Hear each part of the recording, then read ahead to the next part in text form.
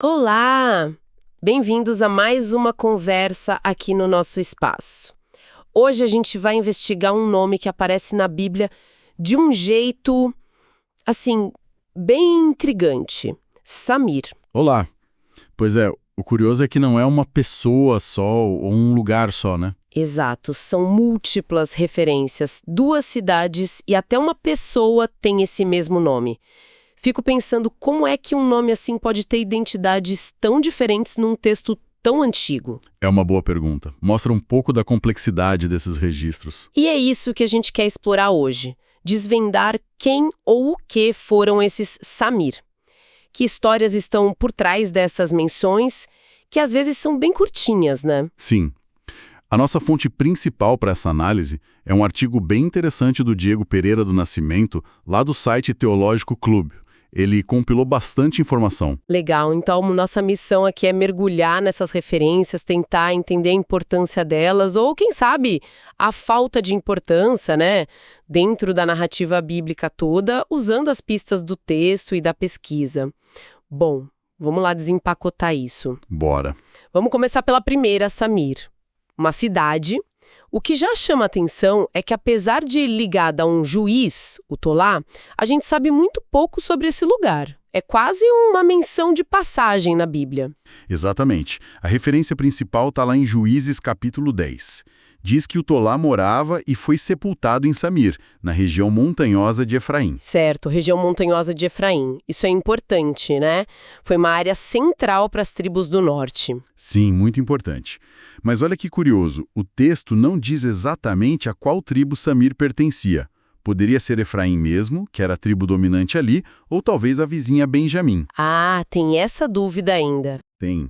A gente sabe que ficava perto de cidades mais conhecidas, como Ramá, que era de Benjamim, e Betel, que era bem importante, de Efraim. Essa incerteza já dá uma pista, talvez de que não era um centro tão grande assim. E tem outro detalhe que o artigo levanta que reforça isso, né? Sobre quando a cidade teria surgido. Isso. E esse é um ponto-chave para entender por que essa Samir de Efraim é tão obscura. Ela provavelmente surgiu depois da conquista inicial de Canaã, aquela descrita no livro de Josué. Ah, entendi. E por que a gente acha isso? Porque o nome Samir não aparece naquelas listas enormes de cidades distribuídas às tribos em Josué, sabe? Essas listas são tipo um registro da ocupação inicial. Certo, são bem detalhadas. Exato. O fato de Samir não estar lá sugere que era um assentamento mais tarde. Talvez uma vila, uma aldeia que cresceu depois, e não um centro importante conquistado logo de cara.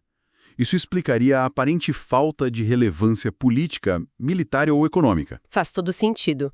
Um lugar menor, talvez meio fora do radar principal, mas aí vem a pergunta. Como um juiz de Israel foi para lá? Vamos falar um pouco do Tolá. O Tolá é uma figura interessante, embora não seja tão famoso quanto, sei lá, Gideão ou Sansão. Ele é o 6º juiz de Israel.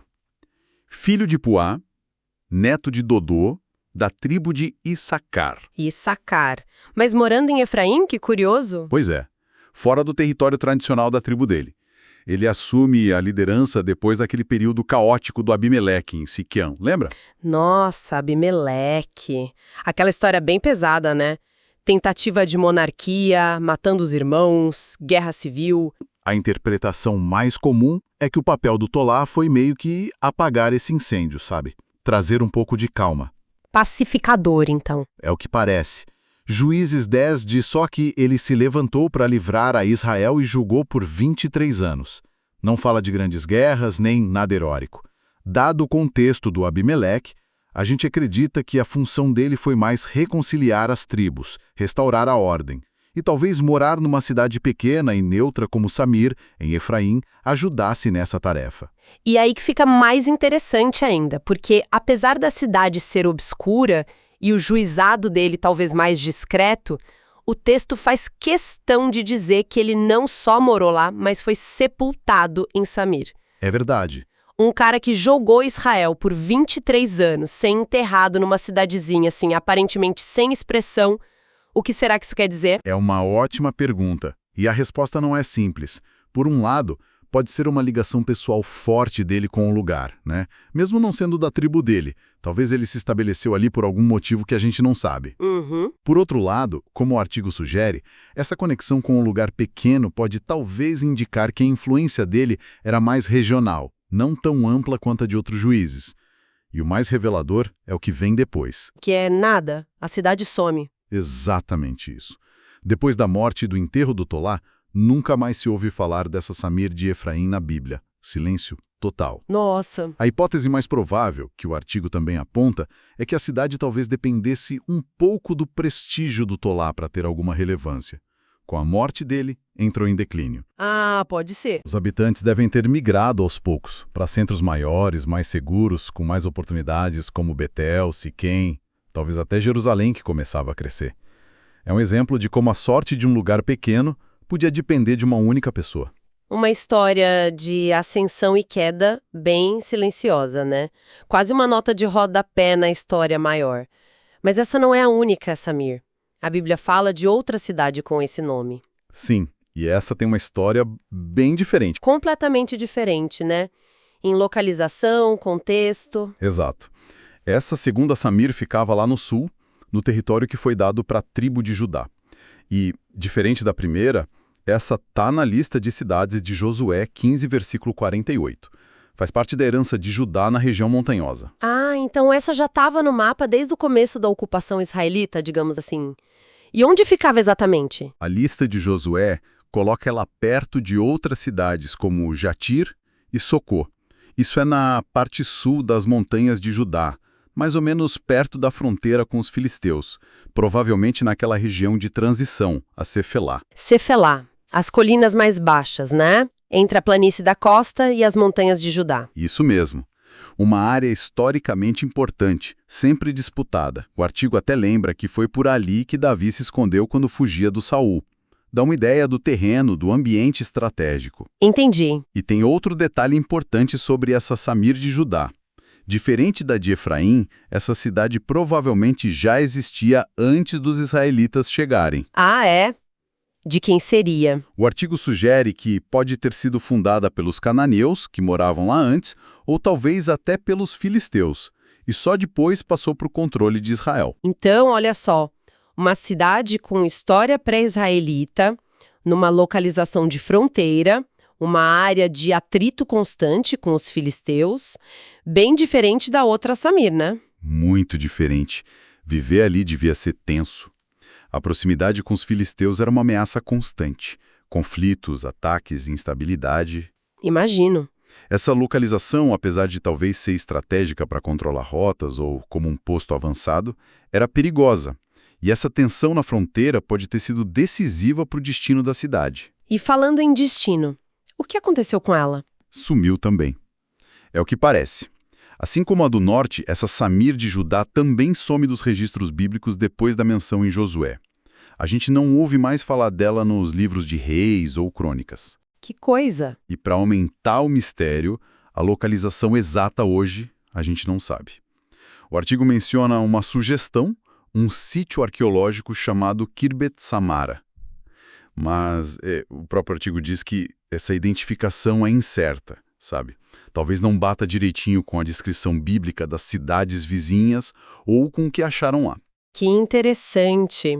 Então temos uma cidade que foi listada oficialmente na divisão das terras, parte da herança de Judá, uma tribo super importante, e mesmo assim se perdeu no tempo, tanto na história quanto no mapa.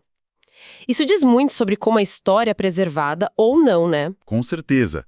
Mostra que nem mesmo um registro oficial antigo garante que o lugar sobreviva ou seja lembrado. Guerra, despovoamento, mudanças econômicas, tudo isso podia levar ao abandono e ao esquecimento. A arqueologia tenta resgatar, mas nem sempre consegue achar tudo. A perda da localização da Samir, de Judá, é um exemplo disso. Duas cidades com o mesmo nome, destinos incertos. Mas a história não para aí. Para complicar um pouquinho, não eram só cidades, tinha também uma pessoa chamada Samir. Isso. Para adicionar mais uma camada na nossa investigação, tem um indivíduo chamado Samir. Ele aparece no livro de 1 Crônicas, capítulo 24, versículo 24. Crônicas. E o texto diz que ele era filho de Mica, da tribo de Levi. Um levita chamado Samir. E qual o contexto dessa menção? O que ele fazia? O contexto de 1 Crônicas 24 é a organização dos sacerdotes e levitas para o serviço religioso no reinado do rei Davi. Davi foi central não só na política, mas também na organização do culto que depois seria focado no templo, né? Sim, construído por Salomão, filho dele. Exato. E o livro de Crônicas dá muita atenção a essas listas de famílias, a organização dos turnos de serviço dos levitas e sacerdotes. Era importante para legitimar a dinastia de Davi e o culto em Jerusalém. Entendi. Então esse Samir o levita fazia parte dessa estrutura toda que o Davi estava montando? Exatamente. Ele está listado ali como um dos descendentes de Levi, por Coate e Uziel. O pai dele, Mica, parece ter sido líder de um clã levítico. O Samir em si é uma figura secundária, a gente não tem detalhes da vida dele. Mas a menção dele é importante para o propósito do livro de Crônicas. Ele representa uma linhagem, né, dentro daquela rede de pessoas no serviço do reino e do culto. Isso. Cada nome ali ajudava a pintar um quadro de ordem, de legitimidade, de dedicação religiosa na época do Davi. Entendi. Uma peça pequena, mas que faz parte do mosaico maior que o autor de Crônicas queria mostrar. Ok, então recapitulando. Samir de Efraim, a cidade obscura do Tolá. Samir de Judá, a cidade de fronteira que sumiu. E Samir o levita do tempo de Davi. 3 referências bem distintas. Agora a pergunta que não quer calar. E o nome? Samir. O que significa? Tem alguma pista aí? Ótima pergunta para a gente fechar. A origem do nome é hebraica. A forma provável em hebraico é Shamur. Shamur? É, Shemur. E o significado? Bom, os estudiosos apontam que o mais provável é espinho. Espinho? Sim, espinho. Ou talvez sentinela, guarda, porque vem da raiz chamar, que significa guardar, vigiar. Mas o artigo foca mais na ideia de espinho. E é interessante notar que, dependendo da tradução da Bíblia, às vezes aparece como Shamir ou algo parecido. A outra ficava numa zona de conflito. Será que tem alguma ligação, alguma coisa no nome que refletia a natureza desses lugares? É uma conexão interessante, mas a gente tem que ter um pouco de cuidado, né? Nomes no mundo antigo podiam ter muitas origens. Podia ser uma característica do lugar, sei lá, muito arbusto com espinho. Pode ser. Ou um evento no nascimento, nome de família, um desejo. Mas a coincidência do significado espinho com o destino difícil ou problemático das duas cidades é, no mínimo, curiosa. Sim, parece quase simbólico. Espinho pode ser algo difícil de lidar, que machuca ou que impede o crescimento. Ou, como você falou, pode ser proteção também, né? Exatamente. O espinho protege a planta. Talvez o nome tivesse essa ideia de resistência para a cidade de Judá na fronteira. Ou para de Efraim, talvez refletisse uma dificuldade do terreno. A gente não sabe ao certo. Mas essa ambiguidade e a ressonância com as histórias que a gente viu tornam o próprio nome parte do mistério. Ok, então vamos juntar tudo. Essa nossa conversa sobre Samir na Bíblia levou a gente para 3 pontos bem diferentes. A cidade quase anônima em Efraim, ligada ao juiz Tolá, a cidade de fronteira em Judá, listada mas perdida, e o levita Samir, lá da organização do reino de Davi. No fim das contas, o que a gente tira disso tudo? Olha, eu acho que a gente aprende muito sobre as camadas que existem no texto bíblico, mesmo nessas menções rápidas.